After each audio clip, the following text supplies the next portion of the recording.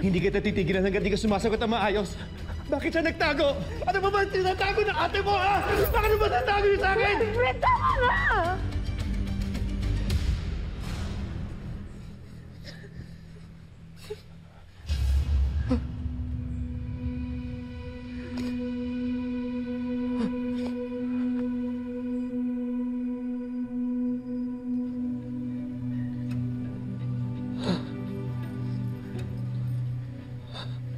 I know bukas pa ang anniversary natin, but I want to give this to you now.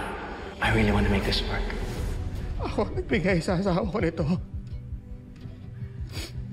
Bago siya namatay. Bakit nasa iyo to?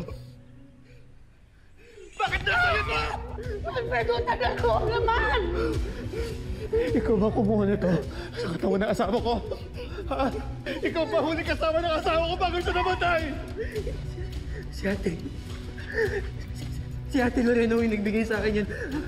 Binigay daw ko sa kanya, Miss Joy. Bakit yung tinagong sa akin to? Wala ko siyang kasalanan. Wala ko siyang kasalanan. Bakit yung pinagtatanawan yung buhay ko? Yung buhay namin?